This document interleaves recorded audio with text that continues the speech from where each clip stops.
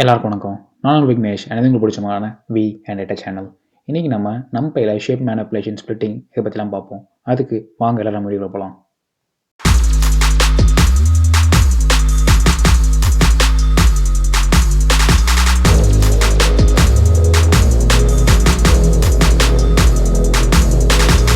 நம்ம அப்படியே சொன்ன மாதிரி இன்றைக்கி நம்ம ஷேப் மேனிபுலேஷன் அண்ட் ஸ்ப்ளிட்டிங் பற்றி தான் பார்க்க போகிறோம்னு சொல்லியிருந்தேன்.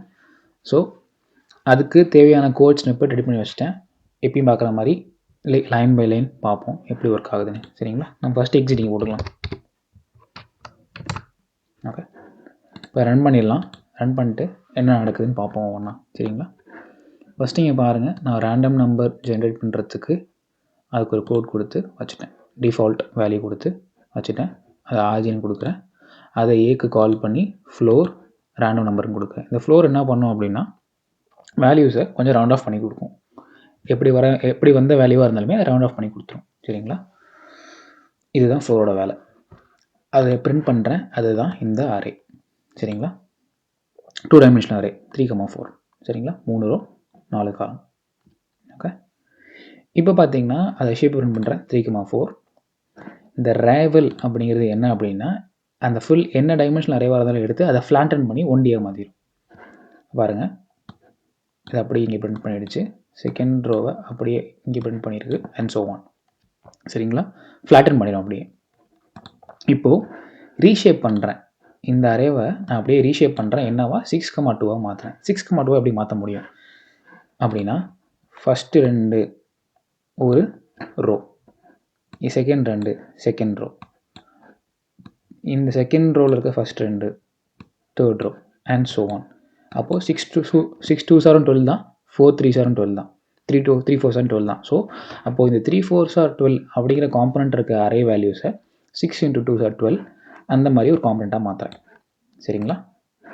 நெக்ஸ்ட்டு a.t அப்படின்னா டிரான்ஸ்போஸ். இந்த ஏயோட வேல்யூ இதுதான். இப்போது a.tங்கிறது என்னென்னு பார்த்தீங்கன்னா டிரான்ஸ்போஸ்.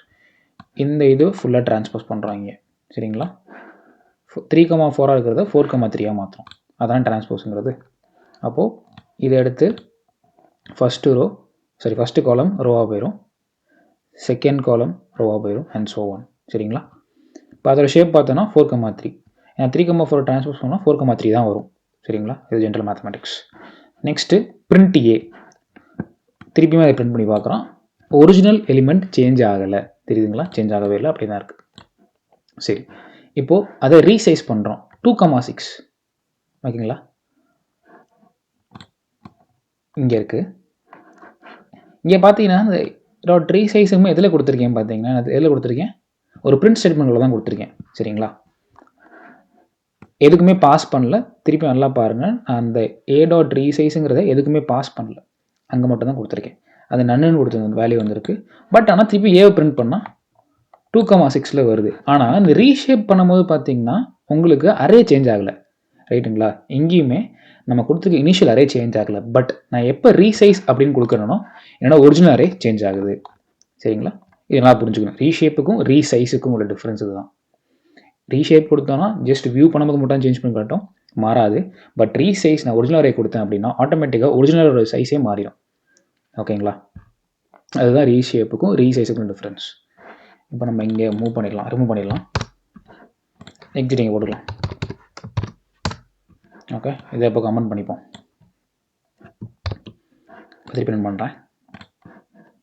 ஓகே, அதே மாதிரி 2 அரே கிரியேட் ஆகிருக்கு. ரைட்டுங்களா? ஏ அப்புறம் பி. இப்போது NumPy மூலிமா வி ஸ்டாக் வெர்டிக்கலாக ஸ்டாக் பண்ணுறேன் ஏயும் பியும். ஓகே, ஏ மேலே வைக்கிறேன், அது கீழே பி வைக்கிறேன். 5 9 1 9 5 9 1 9 இது ஏ, 3 4 8 4ங்கிறது பி. ஓகேங்களா? 3 4 8 4 இது வெர்டிக்கல் ஸ்டாக். இதுதான் V stack. Horizontal stack H stack அப்படின்னா இதுதான் horizontal stack. Okay, column stack அப்படின்னாலுமே அதுதான் அர்த்தம். சரிங்களா? காலம் ஸ்டாக்குனாலுமே ஹரிசாண்டல் ஸ்டாக் தான் அர்த்தம். இங்கே பாருங்க, இங்கே என்ன அவுட்புட் இருக்கோ அதே அவுட்புட் தான் இங்கே இருக்குது. ஏன்னா காலம் ஸ்டாக்கும் ஒரே இது தான், ஹெட் ஸ்டாக்கும் ஒரே இது தான். ஓகே, இங்கே ரிமூவ் பண்ணிடலாம். ஓகே, இப்போ நம்ம இதை கமெண்ட் பண்ணிடுவோம். இப்போ அதே மாதிரி 2 அரே கிரியேட் பண்ணியிருக்கோம். காலம் ஸ்டாக் பண்ணி பார்க்குறோம். ஓகே, இப்போ பாருங்கள், காலம் ஸ்டாக் பண்ணுறோம். 4 3 2 8 ஓகேங்களா. இப்போ பாருங்கள் A, B காலம் ஸ்டாக் பண்ணி பார்க்குறோம். எப்படி வருது 4 3 2 8ன்னு வருது. ஓகே, இதே இது வந்து ஹரிசாண்டல் ஸ்டாக் பண்ணால் A, B அப்படின்னா என்ன ஆகுது 4 2 3 8 அப்படின்னு வருது. இப்போது ஏன் அந்த சேஞ்ச் அப்படின்னு பார்த்தீங்கன்னா இது வந்து ஒரு ஒன் டைமென்ஷனல் அரே காலம் ஸ்டாக்குங்கிறது ஒன் டைமென்ஷனல் நீங்கள் ஸ்டாக் பண்ணிங்க அப்படின்னா நார்மலாக ஒர்க் ஆகும். ஹெச் ஸ்டாக் வந்து அது அப்படியே ஒன் டைமென்ஷனல் அரேயே வச்சுருக்கும். பட் ஆனால் இதுக்கு முன்னாடி பார்க்கும்போது 2 டைமென்ஷனல் அரே ரைட்டுங்களா. ஸோ அதனால தான் டிஃப்ரென்ஸ் வருது. ரிமூவ் பண்ணிடலாம். சேம் நம்ம வந்து இதை கமெண்ட் பண்ணிடலாம். இப்போ ரன் பண்ணுறேன். ஒரு அரே கிரியேட் பண்ணுறோம். ஓகே, 2, 12. இப்போது ஹெச் ஸ்பிளிட் A, 3 ஏங்கிற அரேவை நான் ஸ்பிளிட் பண்ணுறேன். ஒரு 2 டைமென்ஷனல் அரேவை நான் ஸ்பிளிட் பண்ணுறேன். எந்த இடத்துல அப்படின்னா எது மாதிரி ஸ்பிளிட் பண்ணுறேன் அப்படின்னா 3 3 ஸ்பிளிட் பண்ணுறேன். ஓகேங்களா. 3 3 என்ன அர்த்தம் 3 3 காலமாக ஸ்பிளிட் பண்ணுறேன். 3 காலம்னா 0 to 3 வரைக்கும் 0 1 2 3 ரைட்டுங்களா. இப்போது 0 1 2 3 ஒரு ஸ்பிளிட் ஆகிடுச்சு. திருப்பியும் 0 1 2 3 இன்னொரு ஸ்பிளிட் ஆகிடுச்சு.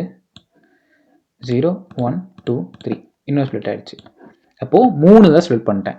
ஏன் இந்த 0 1 2 3 அப்படின்னா இது 12. இந்த 12 நான் 3 டிவைட் பண்ண என்ன வரும் 4 வரும். அப்போது 0 to 3 வரைக்கும். ஸோ அந்த கணக்கு தான் இது. புரிஞ்சுக்கணும்னு நினைக்கிறேன், அவங்க புரிஞ்சுக்கணும்னு நினைக்கிறேன். ஸோ இந்த ஃபுல் அரேவை 3 ஸ்பிளிட் பண்ணுறேன். ஓகே, நெக்ஸ்ட்டு பார்த்தீங்கன்னா ஹெச் ஸ்பிளிட் ஒரு அரேவை 3லேயும் ஸ்பிளிட் பண்ணுறேன், 4லேயும் ஸ்பிளிட் பண்ணுறேன். சரிங்களா. அப்படின்னா 3ங்கிறது என்ன பொசிஷன் 0 3 - 1 2 0 1 2 ஸ்பிளிட் பண்ணிட்டேன். அப்புறம் 4th 1 மட்டும் ஸ்பிளிட் பண்ணுறேன் தனியாக. ரைட்டுங்களா. 9 4 ஓகேங்களா. அதுக்கப்புறம் அதுக்கு அடுத்த இருக்கிற அரே. ஸோ 3, 4 ஸ்பிளிட் பண்ணுறேன். ஓகே, 3 வரைக்கும் ஒரு அரே இருக்கும், 4க்கு மேலே அரே இருக்கும், சென்டரில் இருக்கிற அரே இருக்கும் பார்த்தீங்களா, அதை மட்டும் தனியாக எடுத்துருக்கோம்னா பிரிண்ட் ஆகும் அந்த மாதிரி தான். ஓகேங்களா. ஹெட் ஸ்பிளிட் இந்த மாதிரி யூஸ் பண்ணலாம். ஸோ இதெல்லாம் எக்ஸாம்பிள்ஸ். இன்றைக்கி நம்ம NumPy அரேயில் எப்படி வந்து ஸ்பிளிட்டிங் ஷேப் ஃபங்க்ஷன்ஸ்லாம் யூஸ் பண்ணுறதுன்னு பார்த்தோம். நெக்ஸ்ட் வீடியோவில் இன்னும் கொஞ்சம் நம்ம NumPy அரே வச்சு பார்ப்போம். அது வரைக்கும் நான் விக்னேஷ். நன்றி.